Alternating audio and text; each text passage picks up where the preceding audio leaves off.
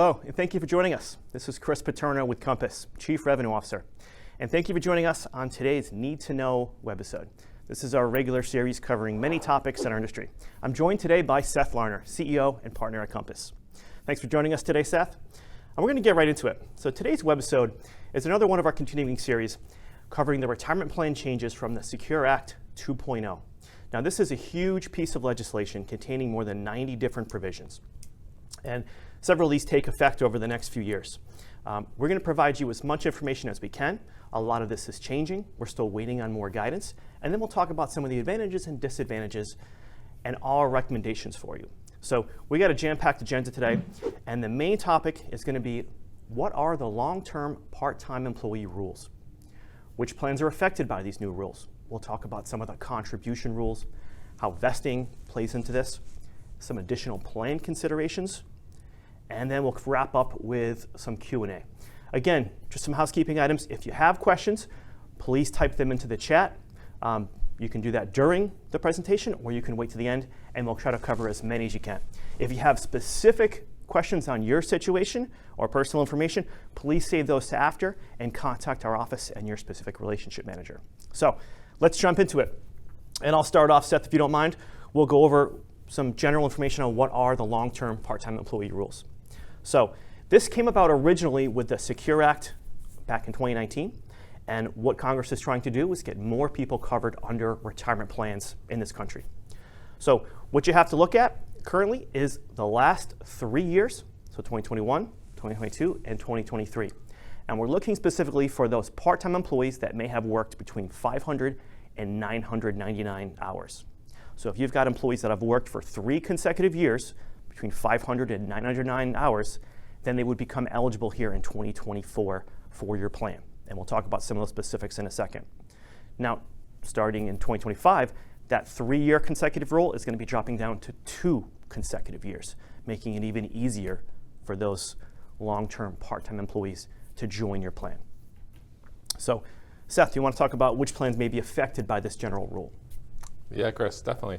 So with this new rule, it's going to affect all defined contribution plans. So a lot of people are asking, what is a defined contribution plan? And a defined contribution plan is any 401k or 403b plan that has it. So that's going to be any of those plans that have it. So it's basically, I'd probably say 80% of the type of plans that are in the marketplace today are affected by this. And the big issue is going to be the plans that also have an hour requirement, or we also believe too an excluded class compartment section as well too. So with the hour requirement, anyone that has, any plan that states that their employees have to work more than 20 or work at least 20 hours a week to get into the plan, that's going to affect them. So those rules are going to drop down to 10 hours a week on average, because if you work 500 hours, that's about 10 hours a week you have to work. So one thing we're recommending for a lot of these clients is, hey, maybe you want to just remove, the hour requirement and just make it elapsed time. So you just have to say someone has to work 6 months. So instead of 6 months, 500 hours, just do the 6 months. We see for a lot of small practices, a lot of medical practices like doctors or dentists, they usually have a 1 year and 1,000 hour requirement. So those are now going to become 1 year, 500 hours in theory. So those part-time employees. The other thing that we are not sure of, but we have a high probability this is going to affect too, is excluded classes. So a lot of documents are written today where they say, hey, seasonal employees are excluded or part-time employees are excluded. And the government's now really they haven't given a full opinion on this, but from how we're interpreting what they were saying is you can't have those class exclusions anymore. So you won't be able to say part-time or seasonal employees are excluded. It's basically, they're going to have to be included in the plan. And some people are now even getting even more into controversy saying, well, what about interns? Because a lot of plans exclude interns, someone that's short-term. We do believe that class exclusion will still be upheld. So you could say interns, as long as it's a true definition of an intern, you'll be okay. But if you have in your document written seasonal or part-time employees are excluded, that is going to have to be looked at and probably amended out of the plan. So those employees will have to be put in. So it sounds like they're really looking for classifications that are specific to the number of hours people work or number of months. Yeah, and let's take a step back too and look at what the government's been trying to do just with all of Secure Act. is they're trying to say, hey, the U.S. has a drastic under savings for retirement, just a drastic. If you look at the U.S. versus every other country, we are well less prepared for retirement savings than anyone else. And what they're trying to do is say, we need to get as many people into these plans as possible to start saving.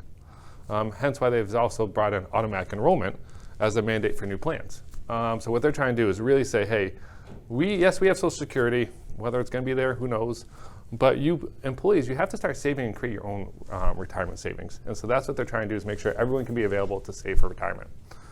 With that being said, with these, removing hours and certain class of employees, a lot of people talk about contribution rules. So Chris, do you want to kind of talk about like the contribution rules and what type of money companies have to put in for these people? Yeah, thank you. So if you have an employee who qualifies under this and is now eligible for your plan, the way the rules are written currently is that these long-term part-time employees would be eligible for salary deferrals only, pre-tax or Roth salary deferrals. They would not be eligible for any matching contributions, such as safe harbor or your discretionary match. They would also not be eligible to receive any type of profit sharing. So, as you just said, Seth, it's just silly how far behind this country is in retirement savings. So, Congress is really trying to allow these folks to get into the plan and start saving their own money a little bit at a time. The other key thing to note is that, now that these folks are going to be allowed in the plan, some may be joining, some may be not. People are asking, well, how does this affect our testing? One thing we've learned that this does not affect your ADP or ACP testing. These employees are not going to be considered as part of that, and it also would not affect any top-heavy testing if that applies to your plan. So it's really just a way to get these folks into a plan and hopefully help them to start saving. Yeah. Now, one thing we do want to make a point of is that if your plan does have automatic enrollment, then they would actually be covered under that automatic enrollment. So you would have to give these employees proper notice, and then they have to be automatically enrolled if they don't opt out.